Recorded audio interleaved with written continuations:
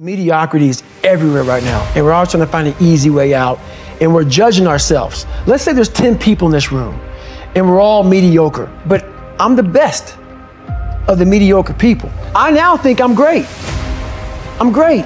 We surround ourselves around people that make us feel great. They tell us what we want to hear. The second we put ourselves amongst the uncommon people, we don't like that feeling, that challenging feeling of that person who's waking up at 3:30 in the morning and say, hey, put your on, we're going for a run. We don't like that challenge. We like that person who says, hey, you know what, man, I don't feel good today, man. And they say, oh, it's okay, brother. Take a day off, man, we'll get a pizza and watch the game. We like that. We love that feeling. Why? Because you understand, man, we're good, bro. We don't want that like this. Hey, man, no, bro. Get your on, man. Stop being a punk. We don't want that in our lives. We don't want that person who's constantly challenging our weaknesses. We want that person who's constantly, making us feel nice and good and secure in ours. That's the mediocrity of life. We want to be the best amongst the average people. People wonder, how do you stay hungry all the time? Because after I accomplish something, I don't sit back like a lot of guys who graduate buds, graduate this, graduate that. They get comfortable. They wonder why I'm getting weak, man. I don't know, I lost my edge. What's going on? Because once you hit the top of the mountain, guess what happened? I'm good. So you wonder why you're falling down now. Because once you reach the top of the mountain, you got to build another one. That's mediocrity. There's a lot of people in mediocrity who have a nice resume, but they're one-timers, man. They hit a one-time deal, they busted it open, got a lot of money, but they're good. You're mediocre now, man. What are you doing today, tomorrow, the next day? That's why I don't listen to theorists. I don't listen to all that bullshit. I listen to them who's like this, man. What's wrong, man? I'm tired, dude. Why are you tired? Because tomorrow, I gotta do the shit again, man. Whatever the shit is that made me nauseous and sick to my stomach, it made me hurt, there's no ending. And that's the person I listen to. That's the person who's gained knowledge. You gain knowledge through suffering. And on the other end of suffering is a world that very few have ever seen. It's a beautiful world because that's where you find yourself. You don't find yourself in over here. You find yourself on the other end. Like the 100-mile race I was on, where I ran it for 24 hours, I found myself on the other end of that race. That 19 hours, I found, wow, there's a whole nother world out here that I've never even saw, but the world's in your mind. And that's what all that mediocrity is about. Mediocrity is contagious. Most people live their whole lives without ever contemplating what it means to be great. They put all the greats on a pedestal, but think of themselves as mere mortals. And that's exactly why greatness eludes them. They turn it into some untouchable plane, impossible for almost anybody to reach. And it never even crosses their mind to aim for it. No matter what I'm doing or which arena I'm engaging in, I will always aim for greatness because I know that we are all mere mortals and greatness is possible for anyone and everyone if they are willing to seek it out in their own soul. In Goglish terms, greatness is a state of letting go of all your faults and imperfections, scavenging every last bit of strength and energy, and putting it to use to excel at whatever you set your mind to.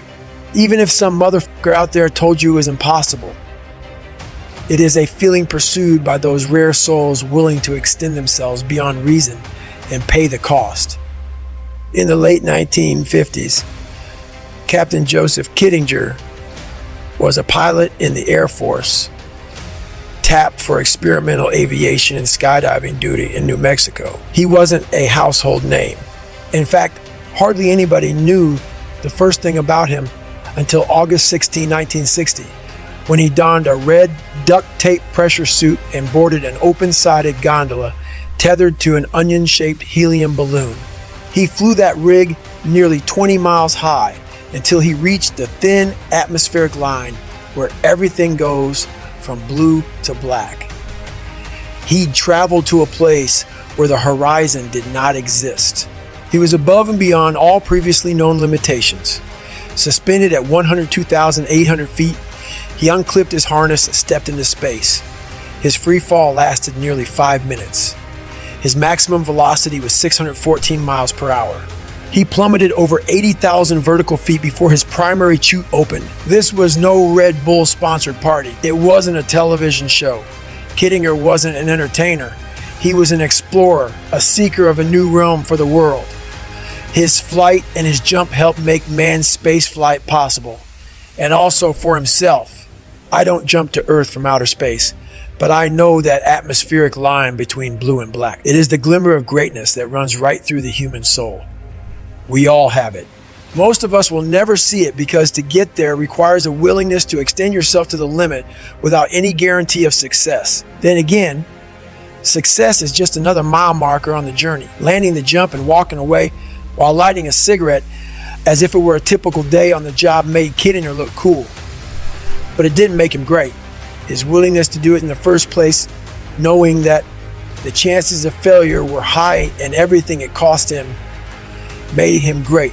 It wasn't a stunt to garner fame or publicity. It was merely an attempt to see what was humanly possible and be redefined. Never doubt that we can redefine ourselves. It can feel impossible at times because we live in a world filled with arbitrary boundaries and fixed social lines that are as thick as the walls around a fortress. Worse, we allow those walls to limit us in too many ways. The brainwashing starts early, and it starts at home. The people we grow up with and the environments we grow up in define who we think we are and what we think life is all about. When you're young, you can only know what you see. And if all you are ever exposed to are lazy people, content with mediocrity, or who convince you of your own worthlessness, greatness will remain a fantasy. If you live in the ghetto or in a dying industrial or farming town, where buildings are boarded up, addiction runs rampant, and the schools are a mess, that will factor into the possibilities others envision for you and you envision for yourself. But even privileged people can feel shackled by their circumstances. The vast majority of parents don't know what greatness looks like, so they are ill-equipped and afraid to encourage big dreams. They want their children to have security and don't want them to experience failure. That's how limited horizons get passed down from generation to generation. Should we really be surprised that almost everybody has a knack for twisting their story to work against themselves? I hear it all the time. Privileged kids say, "I have too much, so I cannot develop the skills that you have." The kid that came from nothing will tell me, "I don't have enough. Therefore, I cannot develop the skills that you have." No matter where someone is in life, they never fail to confess why they can't get where they need to go. The minute they open their mouths, I see how limited their horizons are, and their sob stories come with the expectation that I will deliver a become great package to their front door. But that's not how it works. When I was losing the weight, I had to miserably wake up every morning in the cold because it was Indiana, November when it started. I was miserable. This is your new life. Take it or leave it. There's no happiness about it. There's no peace behind it. It sucks. It just fucking sucks. And that's the one thing, if I could teach anybody anything, it just fucking sucks. And it's going to continue to suck. And then one day you'll get to a special part in your life that it might get a little bit better. But to lose the weight you have to lose, my friend, sorry, it's going to suck every fucking day. Because then when you're 300 pounds, you're going to go out to lose weight, you'll probably get injured. So then you got to work on the injury, and then you get even more depressed. This is what I went through. And then you're hungry because now you're depressed. It's just a vicious cycle. And if you're not strong mentally and you have no willpower, you're going to continue falling back in this hole versus the man that sits back and goes, "All right, motherfucker." This is why I cuss, because this is what is in me. This is what it took for me to be me. Sorry. It didn't take, "Hey, okay, we're going to do this today." No, this really sucks. This is real, dude. This is real. And every day, I'm set back. I'm set back. I'm set back. I'm set back. So this is what I would tell your boy. This is exactly what I tell him. Every day you wake up, you're going to probably be set back for the first 4 weeks before you lose to significant weight because of the mind is going to be fucking with you the whole time. There's no dopamine. There's no dopamine in there at 300 pounds. You got nothing. Your hormones are shot. You have to envision something that is more powerful than you. Something has to get you out of bed, and you have to create it. It has to be false, because you're not it. You're a fat piece of shit, and that's the reality of it. So you have to create a false reality to live in that, just to get to work on yourself. That's the reality. If I had to choose one pervasive mentality in today's culture that I would deem the most dangerous, I would select the victim mentality. Playing the role of the victim means pointing the finger at someone or something outside yourself for things that are going wrong in your own life. This has to do with something called your locus of control. Someone who has an internal locus of control believes that he or she can influence events and their outcomes, but someone with an external locus of control blames outside forces, other people, circumstances, or even fate for everything. Everywhere I look in today's society, it seems that more and more people have an external locus of control. For example, if someone is having trouble getting a job and they blame it on the current political or economic landscape, they are demonstrating an external locus of control. Or if they often catch colds and blame them on their coworkers or germ-riddled work environment, that's an external locus of control mindset. Another one is when someone is constantly in debt and they blame inflation or the high cost of living rather than taking responsibility for their own financial planning and budgeting. If someone goes through a divorce or bad breakup and is still in pain 5 years later and blaming it on the ex, that's an external locus of control. Essentially, we are choosing to have an external locus of control anytime that we are pointing the finger away from ourselves for anything going on in our life. Here's the problem with this kind of thinking. It takes away your power. By playing the blame game, you're effectively throwing up your hands and saying, well, I'm a victim and there's not a damn thing I can do about it. The moment you blame someone else for something you're feeling or experiencing is the moment that you give up your power. By giving your power away, you are making a decision to effectively let life happen to you. You are refusing to take responsibility for your own life. As you might imagine, that can be a very destructive pattern to set. In order to stay connected with our best self, we need to always take responsibility for what happens in our life. We need to find a way to have control, even in moments where it just seems like the world is out to get us. Sure, bad things happen that are outside of our control, but here's the key.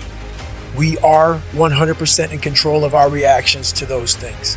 We can choose to spiral into depression, anxiety, anger, resentment, or frustration and just pull the covers back over our head.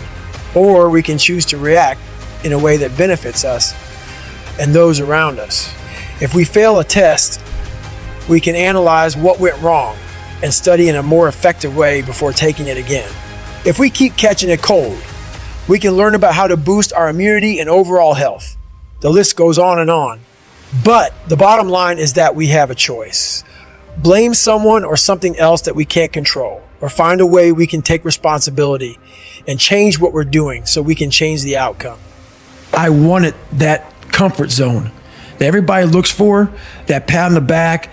They don't want to hear all the bad shit. They want to hear everything that they're doing right. And I realized that's what kept me in this world. That's what kept me in this world of not accomplishing anything. So what I did was I became that big, bad, nasty that you don't want to walk into at nighttime. I became the roughest critic in the world on myself. And that's what changed me. I literally saw myself in the mirror. I saw the truth versus saying, to own this. No one's going to come back to save me. No one's going to come back on this couch and say, hey, it's okay. You're going to was what the world and myself created.